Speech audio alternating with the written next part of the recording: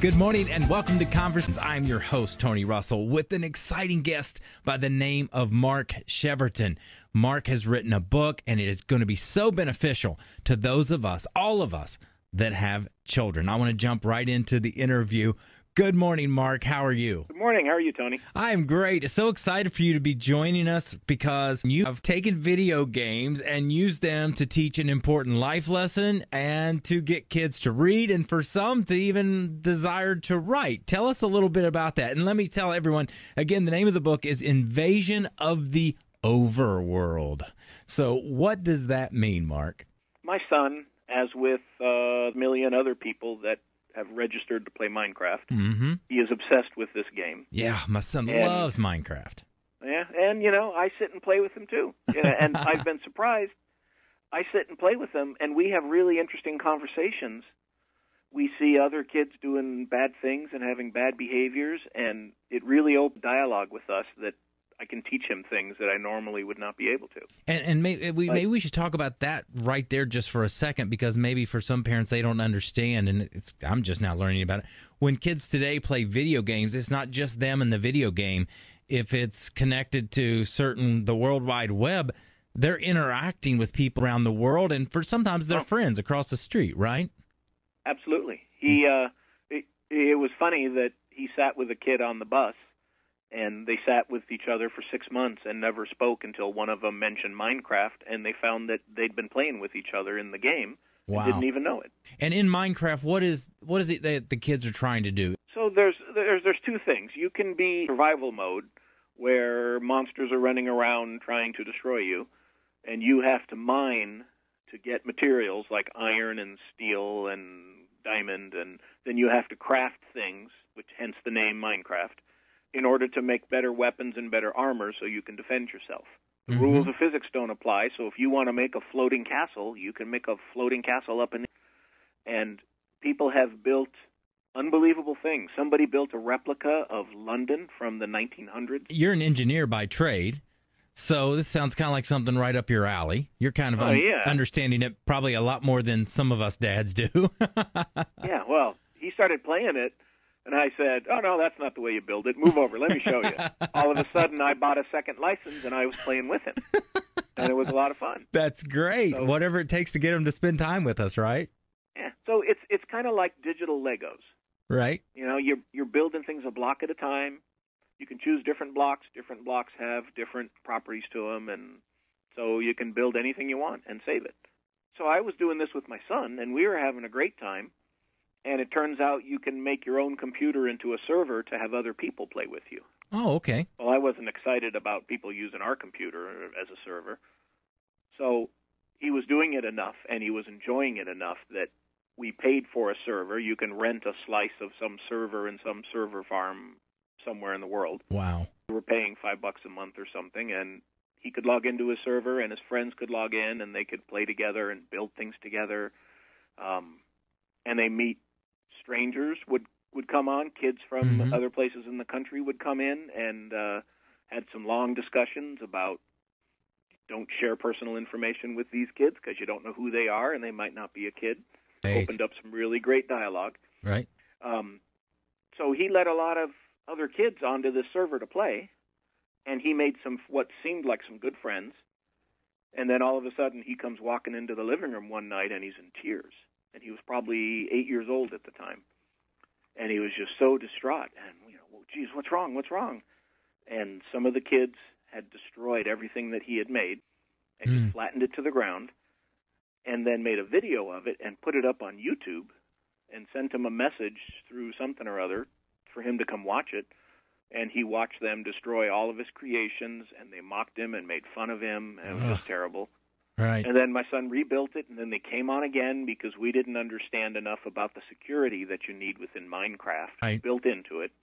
But we didn't know how to do that, so they came in and destroyed it again and again, and we had to finally abandon that server because every time we turned the server on, they'd come on to that IP address and destroy everything. And there's nothing you can do about it. There's nothing you can do about it. And he said, what did I do to deserve this treatment? I was nice to these boys. I don't understand. And I tried to explain it to him that it's not his fault, it's them. And, I couldn't say anything that made any sense to him. Right. So that's when I decided to write this book. And, we have people listening going, well, this just sounds kind of bizarre, but this is the world we live in. It's the world a lot of our kids live in. They love video games, and it's become a very social activity. And so what we're seeing here is what's basically cyberbullying. But bullying is bullying, right? I mean, and they have a name for it in online gaming called griefing. And it happens in griefing. And it happens in many games. You're watching this go on, and you're thinking, okay. And what I love about you, Mark, is that every situation you're looking at, okay, this is a time when I can teach my son about life and how he can generalize this to life. Everything's a teaching moment, and so you're thinking, I'm going to write this book, which is called Invasion of the Overworld. People can check that out at markcheverton.com. That's Cheverton. So markcheverton.com. You write this book, and it focuses on what? It focuses on the main character. I used my son's Minecraft name so that he could be in the book. So the main character is called Game Night 999. And in the book, Game Night is a bully because he is bullied in real life at his schools. And it's very common. I did research on bullying before I started this. A lot of bullies, this is how they feel like they are in control. Bully someone smaller than them because someone else is beating them up. Very, very common thing. So a lot of the cyber bullies are bullied at school? Is that what you're saying? Yeah. Okay. And so in the story, this is how Game Night feels like he has power and control. He bullies people in the game. And, I got some printed at about $50 a copy. I think I printed 3 of them and read one to him and gave one to my mom and, my brother. And, sure. Then I was going to just put it up on a free ebook site for other people to have. And I thought, well, what the heck? I'm going to put it on Amazon and see what happens. And I learned it's unbelievably easy to self-publish on Amazon. Wow. And I put it on, and we came up to Christmas, and it was number 29 on Amazon's top 100. I love that, because your intentions for writing the book were so good and so pure, and it's nice that you're maybe at least making enough money to pay for the paper, right? Come on. Yeah, I know. So then the publishers and the agents called and said, this is different. And so I got a publisher, and I've published 6 of them now, and I'm delivering another 3 this year, another 3 next year. It's published in 15 countries, translated in 7 different languages, and last month was a New York Times bestseller. That is so good, Mark. This is what a great story, and it's so important. And I know there may be parents listening, and their kids are in their room playing video games, and they don't need to police that or check it out. And I just think the interview today, that I hope what people will walk away with is, you have to treat those video games like a world, a social world, because that's what's going on. If it's connected to the internet, your kids are connected to the world, and it opens them up a lot of things. I mean, a lot of good things, but a whole lot of bad. We hear lots of examples of kids that are so distressed by this, they kill themselves, right? Oh, absolutely. I mean, it's to be taken serious.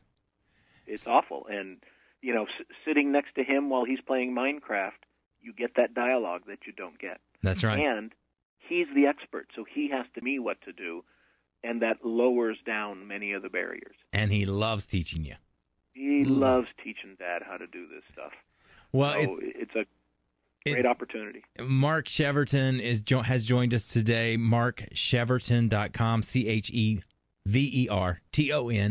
is a book series. If you go to Amazon, you can find it by typing in Invasion of the Overworld. Correct, Mark? That's right. As a father, I appreciate what you're doing, Mark, and I really appreciate your time this morning. Oh, it's been fantastic. And as always, I appreciate your time as well. And remember, Conversations is a public affairs program of this station.